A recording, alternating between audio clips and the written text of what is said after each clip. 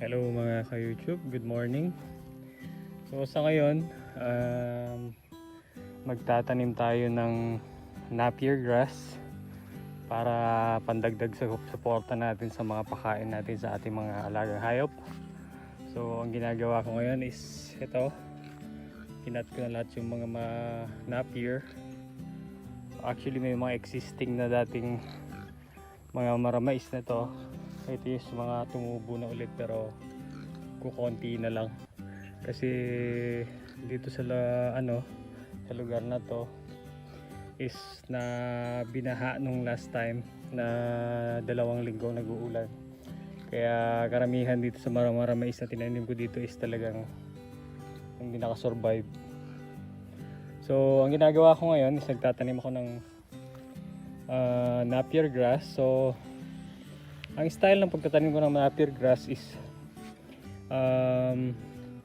kalimitan ang ginagawa ko before is yung pinapatayo ko siya, yung parang ganito, as in itutusok mong ganyan. Pero nakita ko na hindi siya effective pag let's say yung mga kambing is nakaalpas, is nasasagin nila yung puno ng napier grass is namamatay na siya sa kanyang ugat.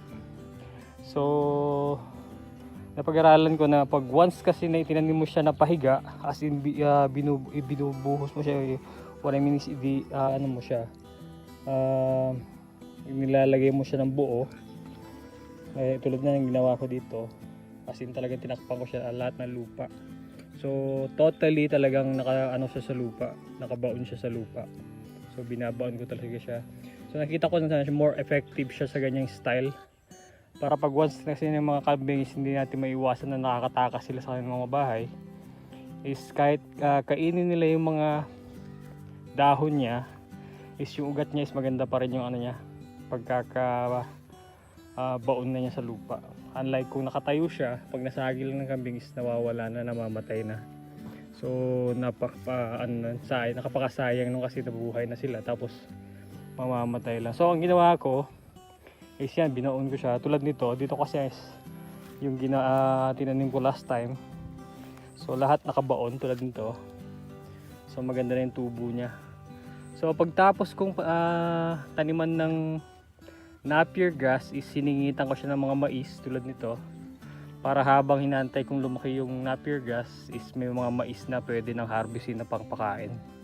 So it's 2-in-1 ang ginagawa ko, pinagsasama-sama ko na sila para at least hindi na masayang yung panahon na hinihintay para sa napier grass. So maganda naman yung resulta niya. So tulad niyan, maganda na yung mga tubo niya dyan. So ganyan din ang gagawin ko dito sa side na to hanggang dun. So ang gagawin ko is talagang tataniman ko na siya ng napier grass lahat, kasi talagang malaki din talaga yung kailangan natin pakain sa mga hayop natin.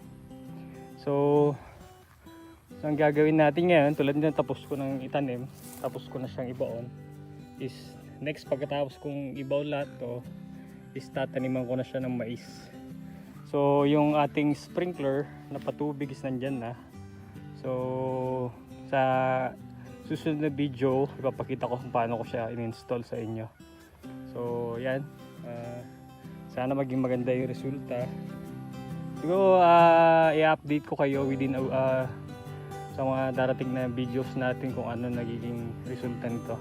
So kung ano man magiging resulta nito, pareho lang siguro na nasa harap na namin yung mga videos ko na pinakita ko, kasi ganito rin ang ginawa ko doon. So thank you guys for watching and have a good day.